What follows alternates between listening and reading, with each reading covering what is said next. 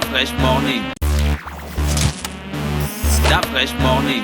Sur les 104.5 Urban FM Gina pour le petit rythme. Le petit clin de civique. Pas le petit. J'assume. Tu assumes. J'assume. Tu assumes, hein? J'assume. Donc tu allais dire. J'allais dire que. Un manque de respect.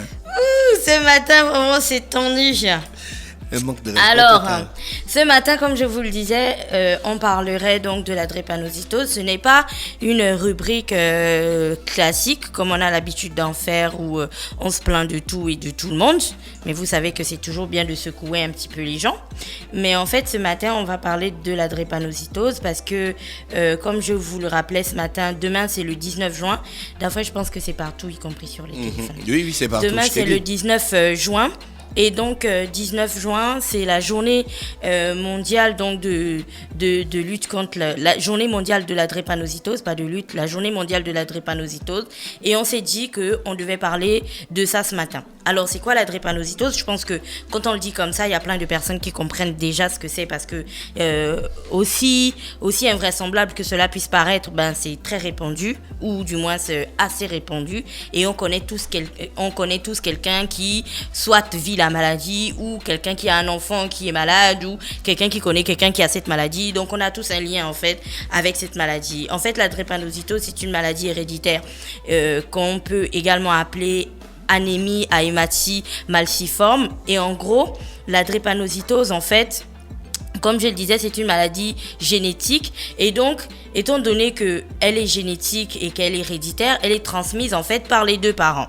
Donc, elle n'est pas contagieuse du tout. Par contre, l'enfant reçoit donc tu te souviens, quand on était au lycée, on parlait des allèles, des gènes et ainsi de suite. Donc, c'est contenu dans les gènes des parents. Et quand, bien sûr, les parents sont tous les deux porteurs du gène de la maladie, ou du moins, qu'il y ait un parent qui est porteur du gène de la maladie, ben voilà, ça peut arriver que l'enfant présente donc des symptômes. Ce matin, on va présente des risques de faire la maladie. Ce matin, on va recevoir un médecin qui va vous l'expliquer de manière très, très, très simple et plus complète, beaucoup plus organisée que moi. Par contre, ce que je voulais mettre en avant aujourd'hui, c'est surtout le silence qu'il y a autour de la maladie. Vous savez, il y a des pathologies pour lesquelles on fait véritablement beaucoup de communication. On va faire beaucoup de communication pour le sida, on va faire beaucoup de communication pour le paludisme, on va faire beaucoup de communication pour la fièvre, c'est la fièvre jaune, je pense, chez les enfants, lorsqu'il y a la période des vaccins et tout. Et puis, il y a ces maladies-là qui sont en gros comme des maladies de la honte, dont personne n'a envie de parler et dont on parle, mais vraiment en murmurant en fait des choses. Ah, mais tu sais, mon enfant, on a dit qu'elle avait la drépanocytose, mais il faut pas trop dire ça aux gens parce que. Donc, le fait de pas parler de cette maladie et le fait de créer ce voile que l'on met autour de la maladie fait en sorte que la maladie au fur et à mesure soit de moins en moins connue et que les gens en fait ne se rendent pas compte de ce que ça représente concrètement d'avoir un enfant qui est drépanocytaire par exemple. J'ai découvert il y a pas longtemps en discutant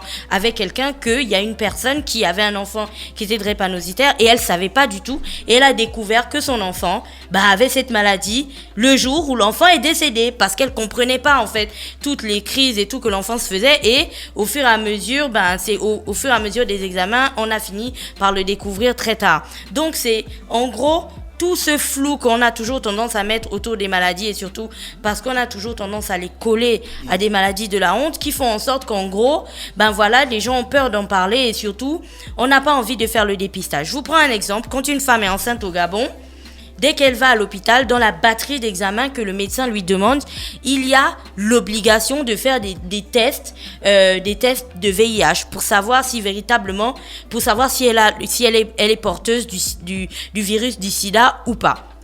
Alors aujourd'hui, lorsqu'un enfant naît ou avant que les parents ne décident de convoler en os ou que les gens ne décident de se faire un bébé ou d'avoir des relations sexuelles non protégées qui finiraient peut-être sur la naissance d'un enfant, il n'y a pas véritablement cette sorte d'obligation, je mets ça en griffe, cette sorte d'obligation de faire un test dont tout le monde a déjà entendu parler, mais que je pense que la majorité majorité des gens qui nous écoutent aujourd'hui, personne n'a jamais pensé à le faire. C'est ce qu'on appelle l'électrophorèse. C'est obligatoire chez les femmes en grossesse. Je dis quand les gens décident de se mettre ensemble, d'accord. tu vois, il y a pas, tu vois, le test de grossesse, si tu n'apportes pas ce document-là, le médecin, il va te faire la pression, quoi. L'électrophorèse, il n'y a pas autant de pression que lorsque tu dois faire le test du sida, tu vois. Et étant donné qu'on n'en parle pas autant, étant donné qu'on ne fait pas beaucoup de bruit autour de ça, ce n'est pas devenu un réflexe chez les gens. Aujourd'hui, tu vas rencontrer beaucoup de couples où dès qu'ils décident de laisser tomber le préservatif et d'aller genre en one shot, qu'est-ce qu'ils font? Ils vont à l'hôpital et puis ils décident de faire leurs examens. Par contre, les gens, ils se disent pas, même si tu n'es pas en couple avec quelqu'un, des personnes qui nous écoutent aujourd'hui, il n'y a pas des gens qui se lèvent et qui se disent, ah tiens, je vais aller faire mon électrophorèse, histoire d'être sûr, quoi, de te dire que bon, écoute, moi je suis AS ou je sais pas, je suis à tel niveau, peut-être que je peux avoir un enfant qui serait DREPA ou ainsi de suite. Non, ce n'est pas un réflexe parce que bien sûr, on n'en parle pas assez et ce n'est pas véritablement devenu un réflexe. Donc, c'est ça le problème de la drépanocytose. C'est vraiment tout le silence et tout ce voile qu'il y a autour de la maladie. À côté de ça, il y a, bien sûr, quand les personnes font la maladie et lorsque tu as un enfant qui est malade ou qui a atteint des drépanocytoses, il faut dire les choses telles qu'elles sont. À l'hôpital, par exemple, tu vois, sous d'autres cieux, il y a véritablement des services dans les hôpitaux qui prennent directement en charge la mère. C'est que dès que tu as fait ton enfant et on sait qu'il est DREPA, la mère la mère du bébé DREPA va subir une sorte de formation supplémentaire.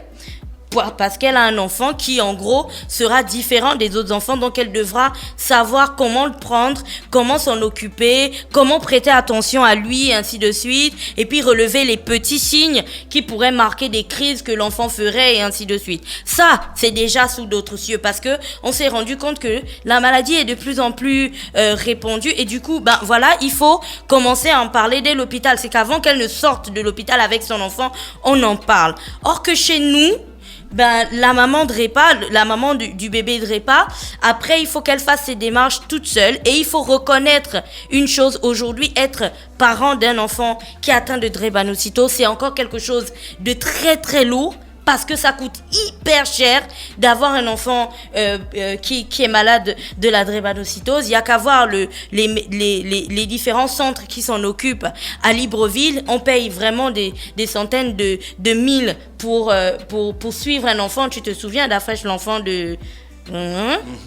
qui était là, c'était très très compliqué pour lui parce que il payait encore des centaines de mille pour s'occuper de son enfant et être sûr que l'enfant puisse bénéficier de meilleurs soins. Donc aujourd'hui, il y a aussi ce pan-là qui rend en fait la prise en charge de la maladie très très compliquée et qui fait en sorte que cette maladie soit en gros vue comme mais vraiment c'est le coup de la malchance ou de la malédiction ou je sais pas trop quoi, parce que non seulement tu as un enfant qui est atteint d'une maladie ou tu as une personne qui est atteinte d'une maladie qui est très très difficile à évaluer, à calibrer, à encadrer, parce que les crises on ne les contrôle pas du tout, mais en plus à côté de ça il faut ajouter le fait que ça coûte encore plus cher. Donc pour les personnes qui n'ont pas de moyens, vous imaginez ce que ça représente. C'est véritablement comme si cette maladie était une fatalité. Donc aujourd'hui il y a de plus en plus d'associations qui sortent et qui ont envie d'en parler, qui mettent ça un peu sur le tapis. Tu vois, c'est comme la maladie, tu te souviens des femmes dont elles étaient venues parler la dernière fois. Il y a de plus en plus d'associations qui sortent de l'ombre et qui décident d'en parler parce que il faut commencer par ça. Aujourd'hui, on ne devrait pas avoir honte et on ne devrait pas avoir peur de mettre les futurs parents face à leurs responsabilités en demandant à tout le monde de faire son test et d'être sûr en fait du statut de l'enfant qu'il mettrait au monde, parce que ça reste encore une maladie très difficile à gérer au quotidien et très chère aussi à gérer au quotidien. Donc du coup, si aujourd'hui on n'en parle pas, les gens ils se disent que c'est comme ça, et puis il y a des parents qui cachent leurs enfants ou du moins qui vivent très mal la maladie de leurs enfants DREPA. Donc aujourd'hui en parler, c'est déjà faire une grande étape. Et je pense que on a 2 associations qui seront dans le studio ce matin, qui vont vous parler des différentes activités qu'elles ont prévues pour cette journée internationale de la drépanocytose. Et puis cette rubrique, c'était pour vous mettre la puce à l'oreille et vous dire que si aujourd'hui vous êtes encore dans la situation où vous ne connaissez pas votre statut, vous n'avez pas fait l'électrophorèse, c'est peut-être le moment de vous lever et de le faire, parce que sait-on jamais, vous pourrez vous lever un matin et puis voilà, un enfant, c'est bien sûr, c'est très beau et voilà, c'est une bénédiction et tout, mais encore qu'il faudrait être bien préparé à accueillir un enfant si il est porteur, bien sûr, s'il est drépanocytaire. Donc, c'est ces petites informations que l'on avait dans la rubrique de ce matin pour parler, bien sûr, de la journée mondiale de la drépanocytose. Et ce sera demain. Et donc, on a anticipé aujourd'hui parce qu'on avait plein d'associations qui viendraient pour en parler dans le studio. Voilà, c'était tout. Voilà, c'était Gina ce matin sur les 104.5 Urban FM, la station urbaine dans le Luda Fresh Morning, le réveil matinal le plus de la capitale sur la radio, la plus de la capitale. Restez connectés, on se retrouve juste derrière. La Fresh Morning.